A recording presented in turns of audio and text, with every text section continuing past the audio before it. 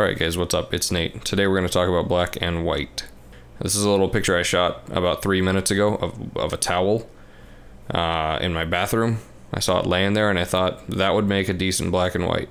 For me, a good black and white is a fairly textured black and white, and this is a very textured shot. So let's get started. This is my before and my after. Let's work backwards, same as usual. Hopefully this is an okay method for you guys. If it's not, can someone please comment and let me know so I'm not wasting my time, or wasting yours, more importantly. Okay, here we go. Everything's turned off. We're back to zeros everywhere, and we have a picture of an underexposed towel. Boring. Let's make it interesting. Getting started, the first thing I want to do is edit this picture in color. Yeah, there we go. See, that's starting to look like an okay colored picture of a towel. Yeah, look at that. Towel picture. A little touch of clarity, just to give it some teeth. Alright, so here we go. Color towel image, color towel image. Let's get black and white. Alright, now we have an image that we know is exposed properly, and it's grayscale, and it looks bad. If at any point you take a picture that looks like this and you end up with a picture that looks like this, don't stop working. Don't export that picture and send it to your client. It ain't done. So if you look at this, I still have control of my temperature and tint, and I want to use that to my advantage. Warming up this image is going to put a lot more yellow and orange up in my highlights. This picture's already virtually entirely yellow and orange. Maybe some red or something, I don't know. It's going to push that information forward and bring my yellows and oranges to the front. Going the other way is actually going to darken the image because it's going to bring out my blues, which hardly exist here.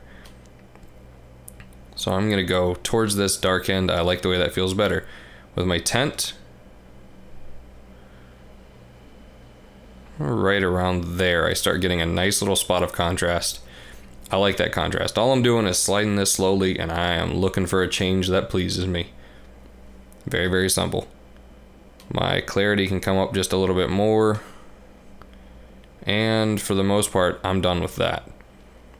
I decided on this image to go ahead and flatten my shadows. So same as we did in the soft shadows video, we brought the black floor up just a little bit so that nothing can reach true black. All right, pop it into here, black and white controls. Here's what we have. Reds hitting me in the lower end of these shadows. I don't want them completely lost, but I like them darker. Orange, basically everything. I have to watch for my noise. If you look at the way the noise reacts when I do this, it means I'm giving a little bit too much or too little of that. So I just want to be careful with how I treat this. Yellow's the remainder of that, the other dots that appear when orange gets pushed or pulled. There's a little bit of green information up in here and down here. That's just in the extreme highlights. I just want to smooth that out and keep it kind of balanced. Just like that. Aqua. There is no aqua. Blue. There appears to be no blue, no magenta, and no purple. So there we are. Split toning. Ta-da. Interesting black and white.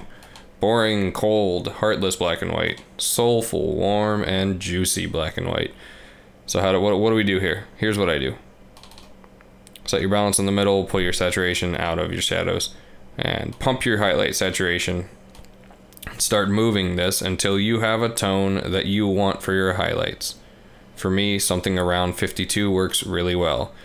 Flip it and do the same with your shadows. I liked a purple treatment in the shadows of this, but you could do anything. We can do a teal treatment in the shadows of this. That'll feel nice. There's a teal treatment in the shadows. We can go back to a fully pink treatment in the shadows of this, and that gives it a very different effect that I don't like at all. So let's go back here. Let's get my purple sort of favoring blue purple. That's nice. I got about 8% in my purple.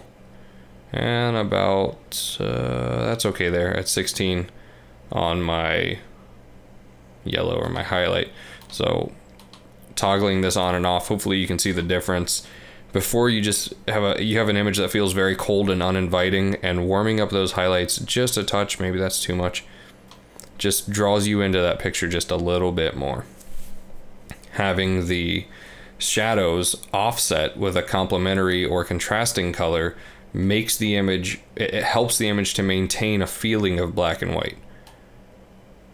Here I'm actually going to favor the highlights with this balance knob in the middle. Detail, I just sharpened it and added a little bit of noise reduction. You probably won't see a big difference there. Lens correction, I did nothing. For the vignette in this, I chose a vignette that I like a lot. My vignette amount is not very high, but the effect is pretty pronounced. Reason for that is because I have a very round, very feathered vignette that's pulled in towards the middle of the picture quite a bit. By doing that, instead of having just dark corners in a bright big image, I can sort of gently dull everything but my center subject. These spots around here, they're nice candidates for pushed shadows, so there we go. It's a picture, you know?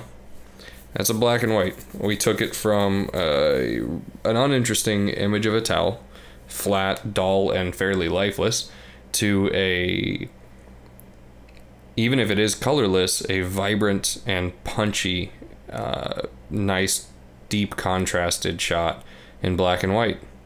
Guys, thanks for watching as usual. I appreciate it. Subscribe, like, comment, and let me know what you think. Otherwise, I will see you next time.